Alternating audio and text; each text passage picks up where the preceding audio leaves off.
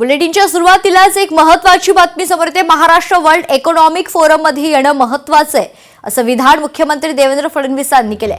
महाराष्ट्रात 30 लाख कोटींची गुंतवणूक झाली आहे। आंतरराष्ट्रीय कंपन्यांकडून महाराष्ट्रात गुंतवणूक करण्यात आली आहे। मुख्यमंत्री देवेंद्र फडणवीस यांनी स्वतः पत्रकार परिषद घेत ही माहिती दिली आहे। या ठिकाणी शोकेस केलेले आहेत आणि जगाची अर्थव्यवस्था कशा पद्धतीने पुढे जाणार आहे हे या ठिकाणी आपल्याला शिकायला देखील मिळतं आणि त्यात सहभागी देखील व्हायला मिळतं। आणि म्हणूनच देशाचं ग्रोथ इंजिन असलेलं महाराष्ट्र हे वर्ल्ड इकॉनॉमिक फोरमचा भाग असलंच पाहिजे आणि ती संधी दिल्याबद्दल मी भारताचे प्रधानमंत्री माननीय नरेंद्र मोदीजींचे आभार मानतो। अतिशय यशस्वी अशा पद्धतीची गुंतवणूक आपल्याला प्राप्त झालेली आहे। 30 लाख कोटीची गुंतवणूक या ठिकाणी आणि अजून 7 ते 10 लाख कोटी ही गुंतवणूक पुढच्या काळामध्ये वाढेल अशा पद्धतीने ही गुंतवणूक आपण करू शकलो। विशेषतः मला हे सांगितलं पाहिजे की ही जी काही गुंतवणूक आहे यामध्ये इंडस्ट्री सेक्टर आहे, याच्यामध्ये सर्व्हिस सेक्टर आहे, याच्यामध्ये ऍग्रीकल्चर आहे, याच्यामध्ये टेक्नॉलॉजीचं क्षेत्र आहे। सगळ्या क्षेत्रांमध्ये मोठ्या प्रमाणात ही इन्व्हेस्टमेंट केलेली आहे। महापौर ठरवताना शिवसेनेला विश्वासात घ्यावंच लागेल। मुंबईत उमेदवारांच्या पराभवाचा भाजपने अभ्यास करावा असा सल्ला मंत्री शंभूराजे देसाई यांनी मित्रपक्षाला दिलाय। आम्ही पूर्ण भरोशावर राहिलो युती होईल म्हणून।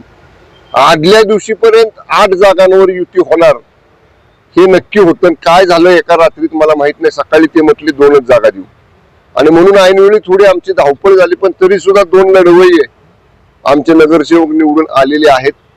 पण मी बोलणं योग्य नाही, पण आपणच माध्यमाने थोडं विश्लेषण करा की आम्ही सगळ्या जागा लढल्यामुळं भाजपच्या कमी मतात किती जागा पडल्या, म्हणजे आमच्या लढण्यामुळं त्यांचं काय त्याला नुकसान झालं का नाही हे त्याने आणि आता माध्यमांनी त्याचा विचार करावा। मी काय जास्त बोलणार नाही। पण वित्त विभागाकडून धुळ्याला निधी मिळत नाही, वित्तमंत्र्यांकडे वाढीव विकास निधीसाठी आग्रह करणार असं वक्तव्य पालकमंत्री जयकुमार रावल यांनी केलंय।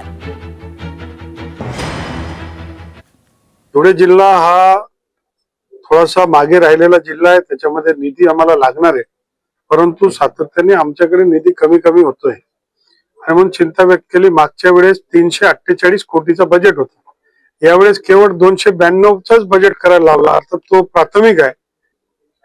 2 तालुके दुष्काळग्रस्त आहेत, 2 तालुके आदिवासी बहुल आहेत आणि मग जिल्ह्याच्या मध्ये विकासासाठी फार मोठा अनुशेष आहे। त्या सगळ्यासाठी निधीची आवश्यकता आहे आणि निधी हा जास्तीत जास्त मिळावा असं आम्ही वित्तमंत्री महोदयांना आग्रह करणार आहे की आदित्य ठाकरेंनी केंद्रीय पर्यावरण मंत्री भूपेंद्र यादव यांना एक पत्र लिहिलंय। टायगर कॉरिडॉर खाणकामाच्या परवानगीचा निर्णय थांबवावा अशी मागणी आदित्य ठाकरेंनी केली। हा निर्णय निसर्गासाठी आणि प्राणी जीवासाठी घातक आहे असे देखील आदित्य ठाकरे यांनी पत्रात नमूद केलंय आणि पत्र लिहित ही मागणी केली। मी केंद्रीय जे मंत्री आहेत भूपेंद्र यादव त्यांना पत्र लिहिलेलं आहे 2 महत्त्वाच्या गोष्टींवर। एक म्हणजे ह्या 2 माइन्स गोडाझरीच्या जवळ लोहार डोंगर म्हणून तिथे लोहार डोंगर म्हणून तिथे पण एक सुरू केलेलं आहे मायनिंग, आणि दुसरं म्हणजे मरकी मंगली। तर ताडोबांधारी टायगर रिझर्वच्या कॉरिडॉरमध्ये असेल किंवा गोडाझरी वाईल्ड लाईफ सँक्च्युरीच्या जवळ असेल, हे 2 माइन्स जे आता प्रयत्न आहे उघडण्याचा, तिथे खनिज काम करण्याची गरजच नाही मुळात, तेवढं काही आउटपुट पण नाही आहे आणि टायगर कॉरिडॉर असेल वाईल्ड लाईफ कॉरिडॉर असेल ह्याच्यावर निगेटिव्ह इम्पॅक्ट होणार आहे, दुष्परिणाम होणार आहे। तर ते थांबवण्यासाठी मी त्यांना पत्र लिहिलं आहे।